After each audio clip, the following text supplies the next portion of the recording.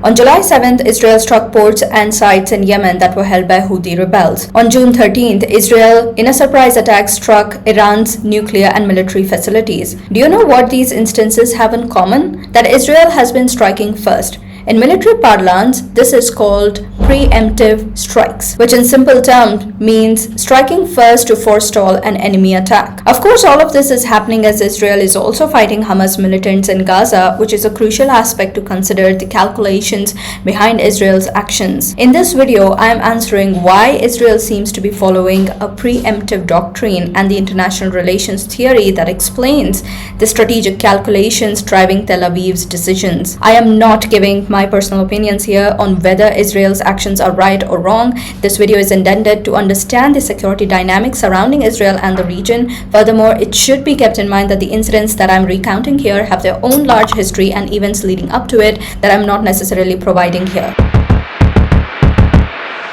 Chapter 1.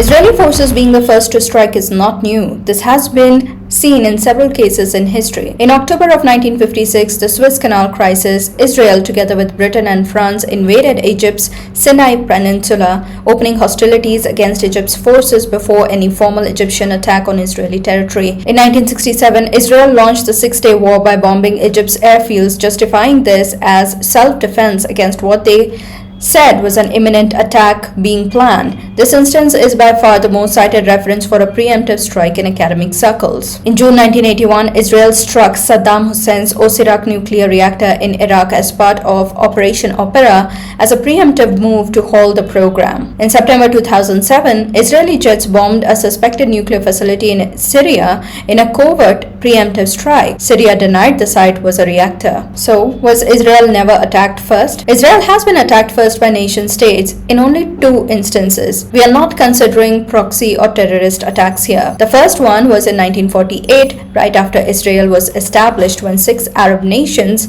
launched an attack on Israel. And the last time it was attacked first was in 1973, when Egypt and Syria launched a surprise offensive called the Yom Kippur War. If we were to make a comparison list, we can clearly see that Israel's first strikes are far higher than the country being struck first. Now, coming to the why part. Why does Israel keep striking first? Chapter 2.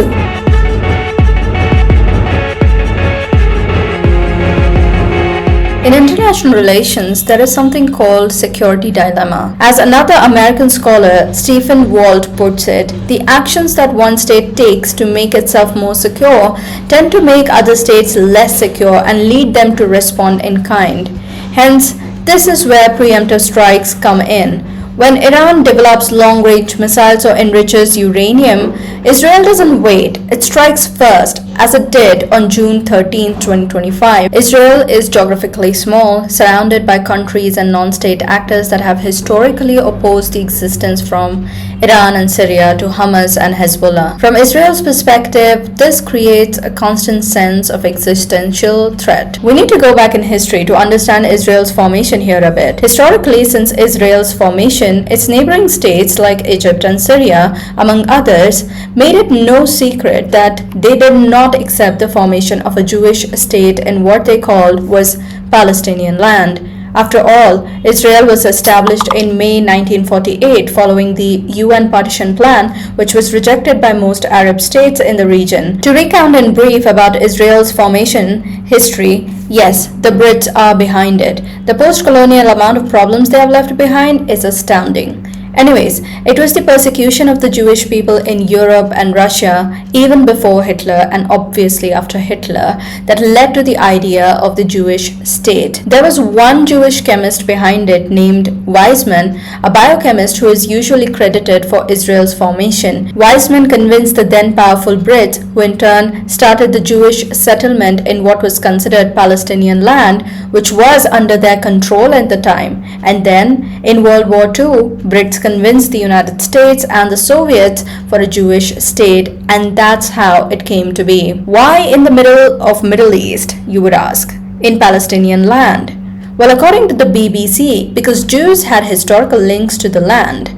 Besides, wise men proposed the idea to the British, saying that they will be able to better secure the very important, even now, Suez Canal, a trade route. Given this violent history of formation, according to Security Dilemma, even moderate military preparations by its adversaries, that is Israel's neighbors, are interpreted as potentially deadly, especially in a region where missile ranges are short and response time is minimal.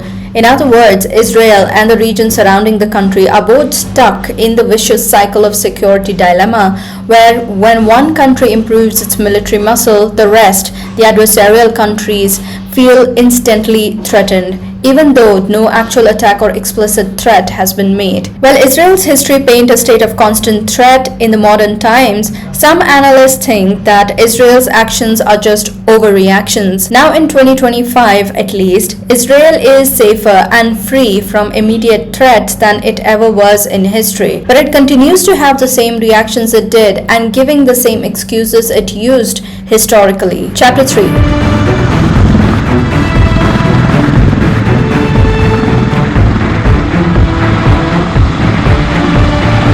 In practical terms, Israel's preemptive strikes may be defensible in a hostile environment, but they also deepen mistrust and fuel a cycle of escalation. With no buffer states and constant threats, striking first often seems like the only option. Yet, without regional trust or formal security guarantees, this approach keeps the region in a state of permanent tension. Ultimately, whether Israel's actions are seen as self-defense or provocation depends on the perspective. What's undeniable, though, is that security dilemma, the cycle of fear feeding fear, lies at the heart of it all. If you like such content, please like, share and subscribe, as it gives me motivation to keep uploading new videos. I would also appreciate respectful comments and takes on this topic. Thanks for tuning in. Bye.